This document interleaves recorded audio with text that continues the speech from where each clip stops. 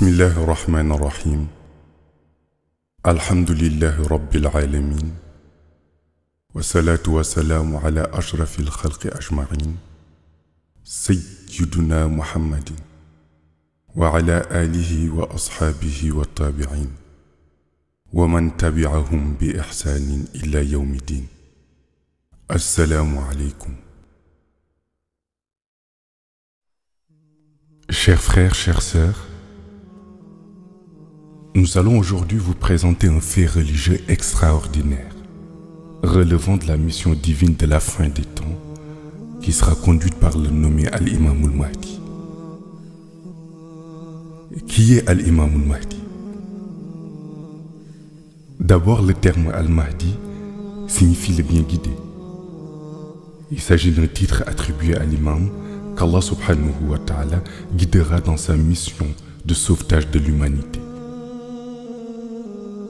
L'imam al-Mahdi est un personnage religieux qu'Allah enverra à la fin des temps, Akhir Zaman, pour sauver le monde. Ce faisant, il conduira les hommes sur le chemin de la lumière d'Allah subhanahu wa ta'ala, le chemin de la vérité. Il apportera en outre la paix et la justice dans le monde. À ce propos, le prophète Sayyidina Muhammad sallallahu alayhi wa sallam a fourni une description détaillée de l'imam al-Mahdi ainsi que l'époque précise de son avènement pour la réalisation de sa mission sur terre. Répondant aux questions qui lui sont posées sur le sujet, il décrira 4 faits majeurs qui caractérisent la période de l'avènement de l'imam al-Mahdi. Évoquant le premier fait, le prophète expliquera qu'il correspond à l'apparition de la généralisation de la corruption dans tous les secteurs de la vie dans le monde, tels que le commerce, les entreprises, les services administratifs, les affaires publiques, etc., etc. Le second fait se rapporte à la prédominance de l'injustice dans les rapports entre les personnes à travers le monde. En d'autres termes, lorsque l'injustice dominera la justice dans le monde, dans les sociétés humaines, entre les personnes, entre les États, ainsi qu'aux différents niveaux de pouvoir. Lorsque la persécution des musulmans dans le monde arrivera au point que certains parmi eux seront tués sans savoir le pourquoi, ce sera un signe évident de la venue de l'imam al-Mahdi selon le prophète Mohammed sallallahu alayhi wa sallam. Cette prophétie peut aisément être constatée aujourd'hui dans les conflits armés en cours dans les pays musulmans, pendant lesquels des innocents sont tués, parfois avec leur famille, sans connaître la raison de leur mort. Enfin, le prophète explique que lorsque les musulmans seront stigmatisés à travers le monde, jusqu'à ce que la pratique de leur religion avec quiétude devienne difficile, voire impossible, dans certaines contrées du monde, il s'agira d'un signe de l'apparition de l'imam al-Mahdi. De ce qui précède, il apparaît que l'imam al-Mahdi soit en effet un personnage clé de l'histoire sainte. S'agissant de son personnage, le prophète a évoqué au cours d'une causerie avec ses compagnons 4 exemples qui le décrivent sans équivoque. Les premières caractéristiques de l'imam al-Mahdi concernent sa filiation. Le prophète explique à ce propos que l'imam al-Mahdi portera le même nom que lui, c'est-à-dire Mohammed. Son père aura le même nom que celui du père du prophète, c'est-à-dire Abdallah. Poursuivant les explications, le prophète déclara que l'imam al-Mahdi sera son descendant, son petit-fils. Aussi, il précisera en disant que le père spirituel de l'imam al-Mahdi sera issu de ses descendants, ce qui fera de lui un shérif authentique. À ce propos, notre vénéré cher expliquera qu'il est plus difficile d'être shérif selon une filiation de lumière spirituelle que de l'être par le lien familial biologique. Deux autres marques distinctives de l'imam al-Mahdi seront révélées par le prophète. Il s'agit premièrement d'une cicatrice qui se trouve sur sa joue, en dessous de son œil gauche, dont la forme rappelle celle d'une feuille de myrte. La seconde correspond au tampon ou sceau prophétique, identique à celui qui se trouve sur l'épaule gauche du prophète. Ce dernier précisera aussi la position du tampon qui se trouve situé sur l'épaule gauche de l'imam al-Mahdi. Dans le même ordre d'idée, Sayyidina Ali ibn Abu Talib déclare un jour que son fils Hassan, qu'il a eu avec son épouse Fatima, fille du prophète, fait partie des grands salihin, grands vertueux de l'islam. Il ajouta que dans la lignée d'Hassan naîtra un homme noir, africain, qui ressemblera au prophète physiquement et héritera de toutes ses qualités humaines. Sayyidina Ali ibn Abu Talib précisa ainsi que cet homme noir africain, descendant de Sayyidina Hassan, sera le futur imam al-Mahdi, décrit par le prophète Mohammed sallallahu alayhi wa sallam. Dans la même lancée, El Hajj Malik Sy, un grand érudit musulman, précisera que l'imam al-Mahdi sera adepte de la confrérie Tijani.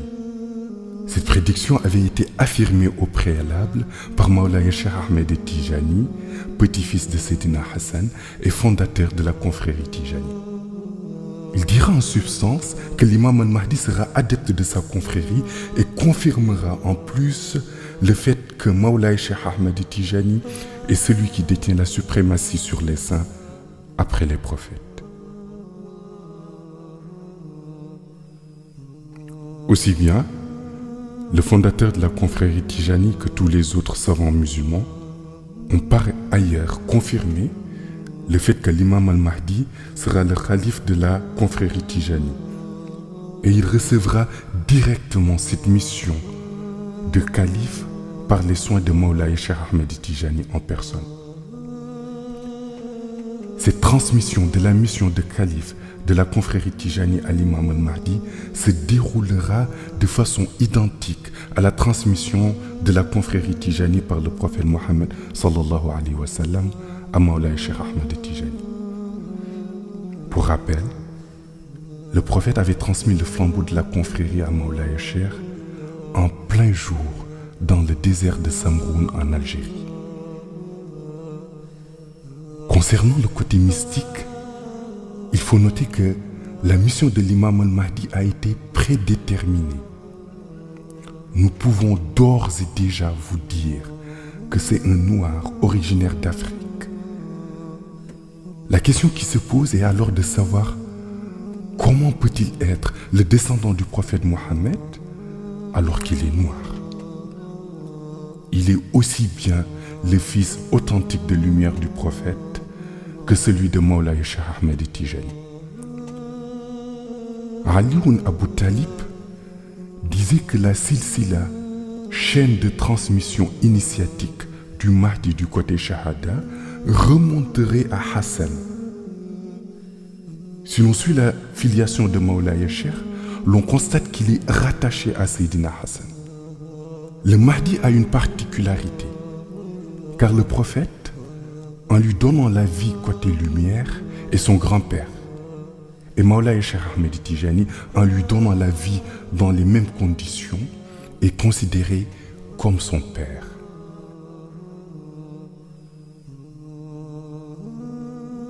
À propos de la naissance sur le plan spirituel ou de la lumière, il faut savoir qu'il existe 3 étapes d'existence des saints, dont les 2 précèdent leur naissance sur terre. Le premier est l'étape Nourani, existence lumineuse. De ce fait, les awliyas d'Allah peuvent vivre des milliards d'années sous cet état d'être lumineux au monde ghaib en faisant du zikr. La deuxième étape est l'étape Rouhani, existence en tant qu'esprit, qui fera passer cette lumière en une âme qui pourra ultérieurement naître ou non. Si Allah subhanahu wa ta'ala décide que cette personne va naître sur terre, c'est cet esprit qui fera entrer dans le corps du nouveau-né, et cette étape constitue la troisième étape, ou l'état insaniyu, naissance de la personne en tant qu'être humain.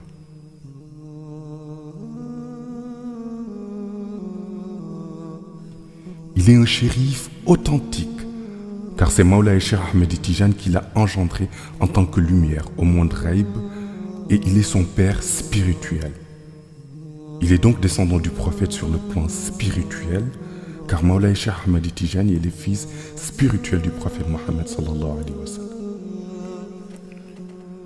Selon les révélations du prophète consignées dans les livres, l'endroit où habitera le Mahdi est entouré d'eau. Il vivra donc dans une presqu'île, ce qui revient à dire qu'il aura une ville qui lui sera dédiée. Lorsque sa mission débutera, il sera toujours accompagné par le Ruh ou l'âme de Cheikh Omar Foutiyou Tall.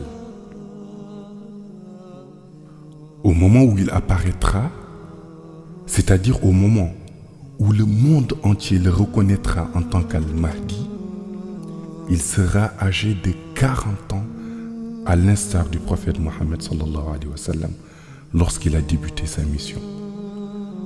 À 45 ans, il dominera la majeure partie du monde musulman, à l'exception d'une infime partie. Tout au long de sa mission, il confirmera la position de Mawlaï Cheikh Ahmed Tijani en tant que Khatmiya et Katmiya du prophète. Il sera l'imam de son temps. Il récupérera l'ensemble des turuq encore vivantes dans le monde soufi pour les mettre au service de l'unique tariqa qu'il dirigera et confirmera aussi sa suprématie vis-à-vis des autres. Il s'appellera Mohammed. Son père dans le monde Shahada portera le même nom que celui du père du prophète qui est Abdallah. Il sera adepte de la tariqa Tijani. Il bénéficiera des mêmes prérogatives que Mawlaï Cheikh lorsque le prophète est venu lui remettre les rênes de la tariqatul Haq, ce qui veut dire que l'imam Mahdi recevra le werd de Tijani de la main de Mawlaï Cheikh sans aucun intermédiaire.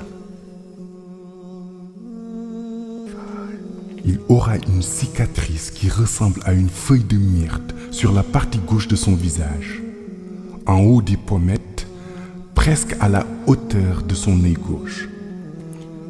Sur son épaule gauche, à l'instar du prophète, sera apposé le sceau de la prophétie. L'imam al-Mahdi est-il un prophète? Non, il n'en est pas un. Il peut être considéré comme un qutb, grand pôle, car c'est le ruh ou l'âme de Khaous qui a été introduit dans la personnalité du qutb. Al-Mahdi en personne est un qutb, dans le corps duquel Allah subhanahu wa ta'ala a inséré la lumière de Khaous, qui est le titre de Al-Mahdi. De ce fait, l'appellation Al-Mahdi est en réalité un titre, et il signifie le bien guidé. Qui donc guide le Mahdi? C'est le Wahyu. Explication.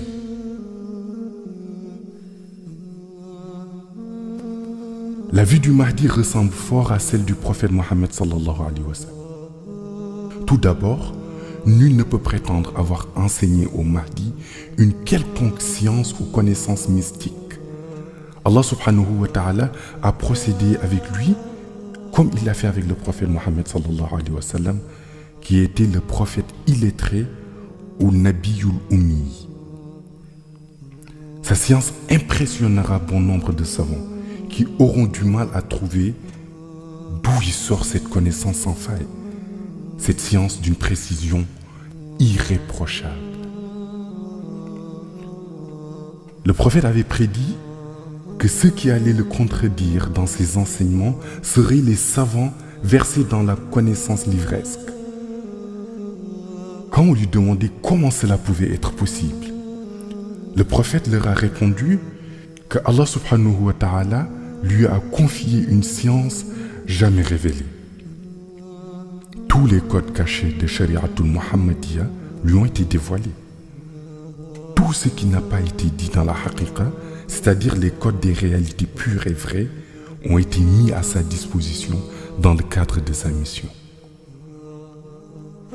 C'est à partir de la source de connaissances appelée Ilmul Ladani que l'imam al-Mahdi puisera ses ressources pour véhiculer son message afin de mener à bien sa mission. Sa mission sera semblable à celle des prophètes.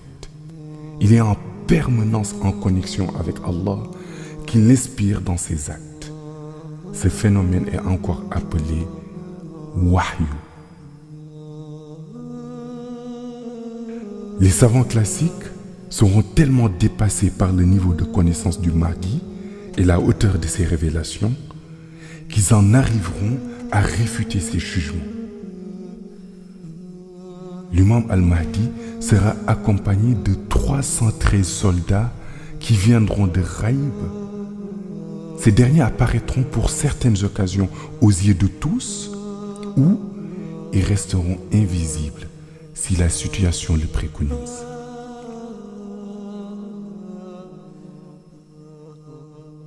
Certains pensent que l'imam al-Mahdi sera un cavalier sur son cheval, prêt à livrer des guerres.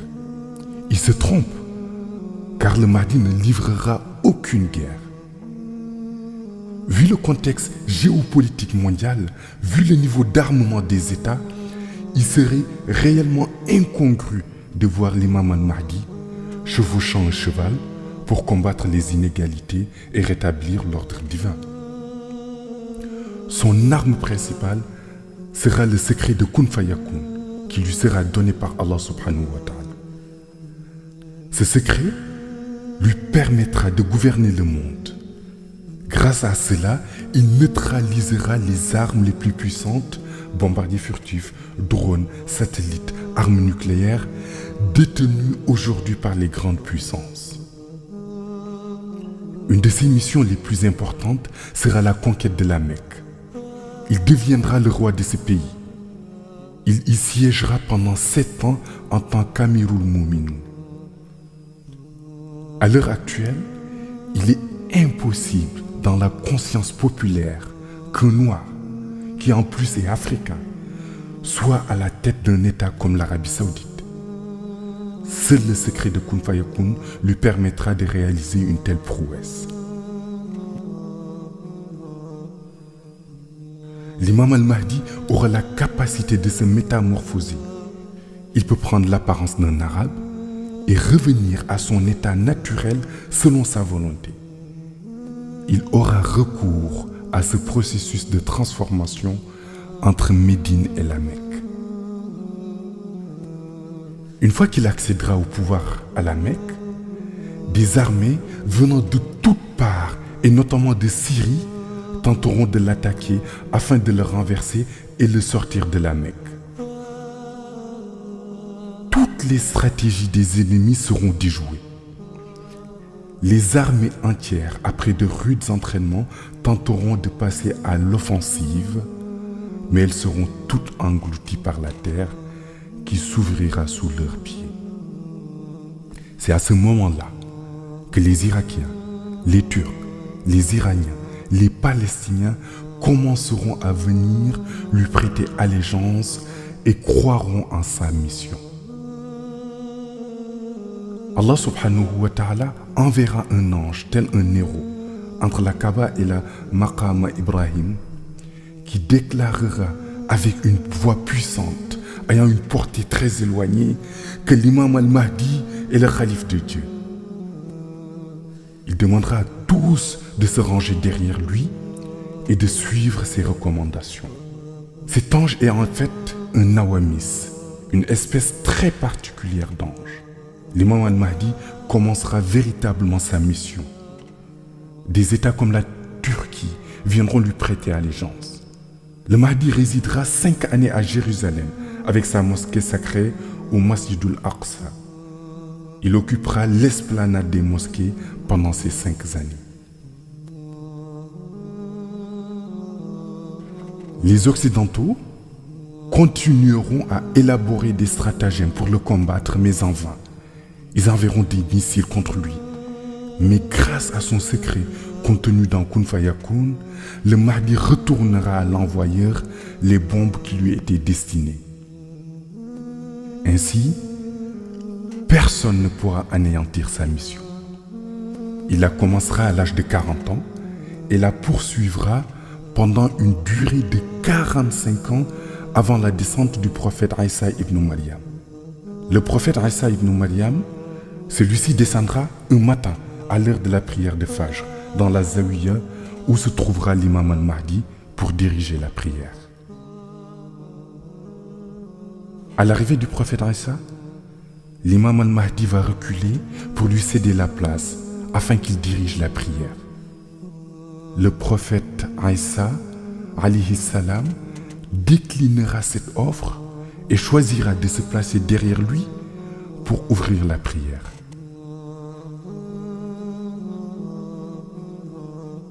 Après la prière de Fajr, l'imam al-Mahdi et ses disciples commenceront leur wazifa au moment où le prophète Isa ibn Maryam partira pour accomplir sa mission dans les églises à travers le monde. Le prophète Isa vivra encore 9 années pour terminer sa mission. Cependant, l'imam al-Mahdi vivra 7 ans après la venue du prophète Isa ibn Maryam. Ce faisant, ce dernier dirigera la communauté islamique pendant 2 ans après le décès de l'imam al-Mahdi avant de décéder à son tour d'une mort naturelle. En effet, dans le monde Ghaib, il est indiqué que le prophète Isa ibn Maryam vivra pendant 40 jours lorsqu'il reviendra sur terre. Mais ces 40 jours annoncés dans le monde Ghaib correspondent en réalité à 9 années sur terre.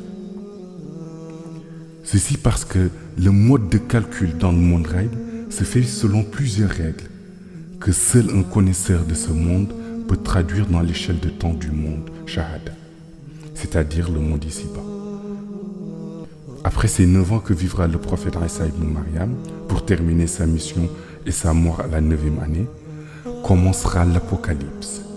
Nous précisons ici que leur mort à tous les deux sera naturelle. L'imam al-Mahdi dominera en effet le monde entier et sera connu de tous. Ainsi, toute personne qui se déclare être le Mahdi se discrédite lui-même. Il est aisé de constater que des milliers de personnes se sont déclarées être l'imam al-Mahdi, ce qui s'est révélé faux, d'autant que l'imam al-Mahdi aura une mission universelle et aura une renommée mondiale. Rien qu'en Iran, plus de 3000 personnes sont en prison pour avoir déclaré qu'ils étaient l'imam al-Mahdi. Il faut cependant noter que l'imam al-Mahdi dont parlent les chiites est différent de l'imam al-Mahdi dont parlent les sunnites. Les chiites font allusion à leur 12e calife qui, selon les récits, était entré dans une grotte souterraine quand il était enfant. Les chiites attendent sa sortie de cette grotte. Les sunnites, quant à eux, parlent de l'imam al-Mahdi révélé par le prophète Mohammed sallallahu alayhi wa sallam et décrit comme étant le bien guidé par Allah subhanahu wa ta'ala. C'est lui le vrai imam. Et Cheikh Ahmed Tijani a déclaré qu'il sera son adepte et son calife dans la confrérie Tijani. En plus, il confirmera que c'est lui, Cheikh Ahmed Tijani, le détenteur du plus grand pouvoir divin après le prophète Mohammed sallallahu alayhi wa sallam.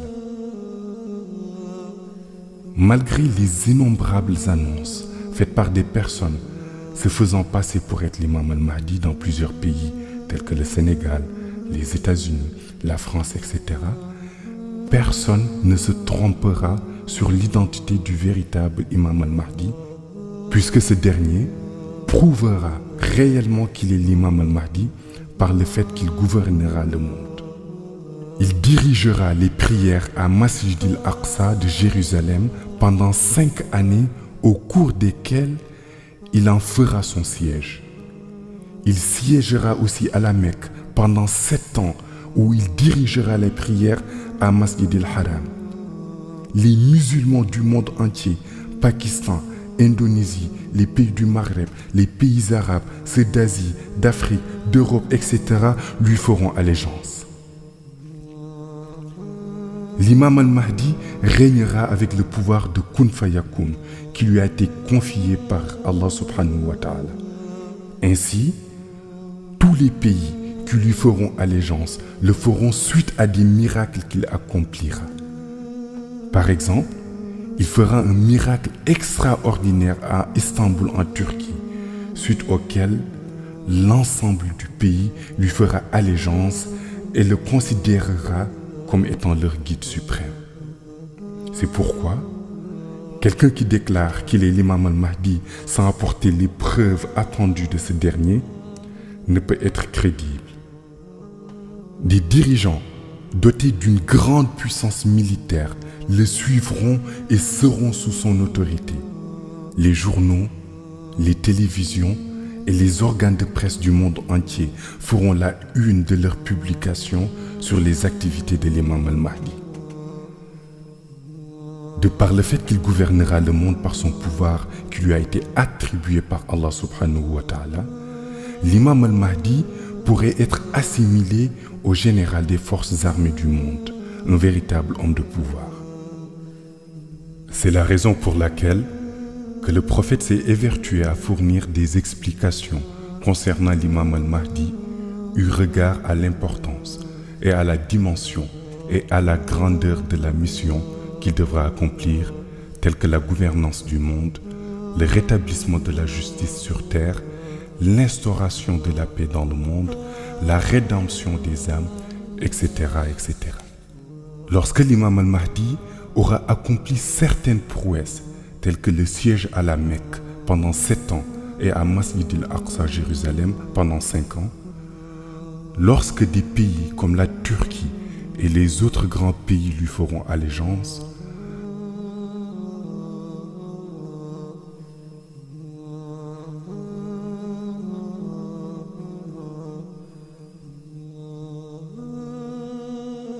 alors Masih Dajjal va commencer à s'agiter pour contrer sa mission.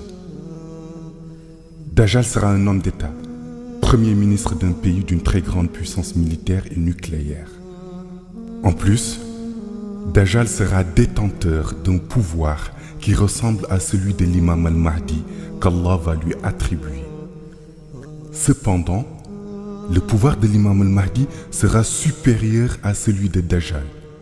Ainsi, Dajjal aura le pouvoir de tuer une personne et de le ressusciter, et il le fera en public pour montrer son pouvoir et impressionner les gens. En qualité de premier ministre et chef des armées de son pays, il aura sa mallette à code nucléaire, mais son pouvoir lui permettra de déclencher des tirs sans utiliser sa mallette, mais en utilisant son seul pouvoir. Dajjal sera aussi capable de neutraliser n'importe quelle arme. Avec son pouvoir et sa puissance militaire, il va s'engager dans une guerre à la fois psychologique et militaire contre l'imam al-Mahdi.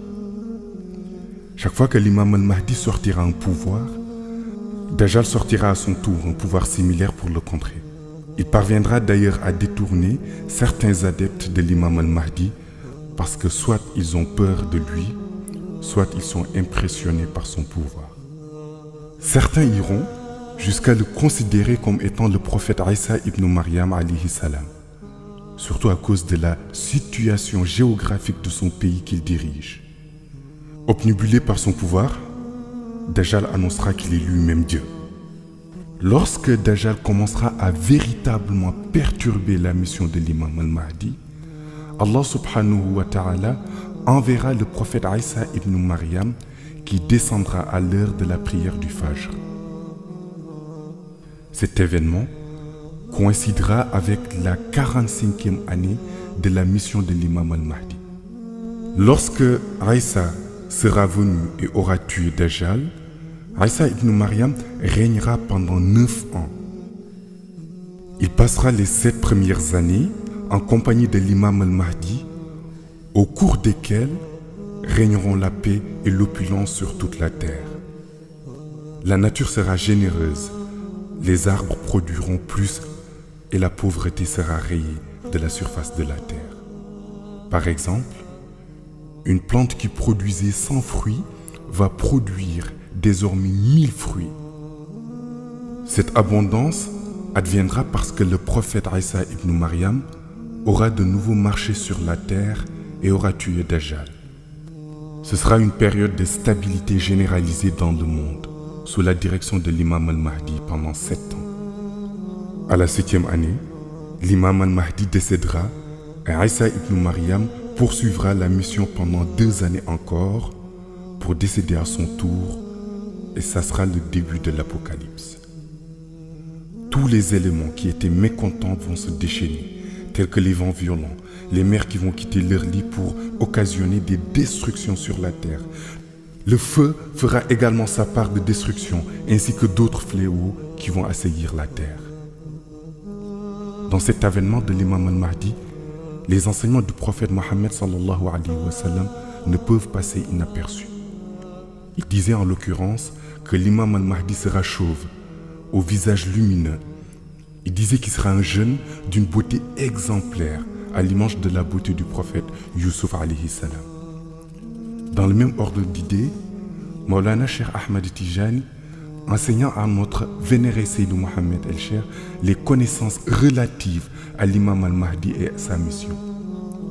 Il disait en somme, l'imam al-Mahdi est mon fils, ce qui a fait penser à beaucoup de gens qui ne pouvaient être qu'un arabe, alors que la filiation dont fait allusion Maulana Cheikh Ahmad Tijani est une filiation de lumière. En d'autres termes, l'imam al-Mahdi est son fils spirituel. Aussi, l'idée qu'un noir puisse siéger à la Mecque est difficilement admissible, vu la manière dont les noirs sont sous-estimés dans le monde arabe. Cependant, Allah subhanahu wa ta'ala avait déjà donné à l'imam al-Mahdi le degré spirituel nécessaire pour lui permettre de réaliser sa mission, quelle que soit la couleur de sa peau. Enfin, comme cela a été écrit par plusieurs savants musulmans, le prophète Mohammed sallallahu alayhi wa sallam avait prédit la naissance de l'imam al-Mahdi vers l'an 1400 de l'ère musulmane. Et il commencera sa mission quand il aura 40 ans. Voilà l'histoire de l'imam al-Mahdi. Et il semble qu'il ne serve à rien de déclarer tout azimut que tel ou tel est l'imam al-Mahdi, puisqu'il se fera lui-même connaître par des preuves évidentes qu'il devra accomplir à travers le monde dans le cadre de sa mission universelle. Ce récit est tiré des enseignements de notre honorable cher Khutb al-Akhtab al-Kabir, Maulay Seyd Mohamed El-Cheikh. Assalamu alaikum wa rahmatullahi ta'ala wa barakatuh.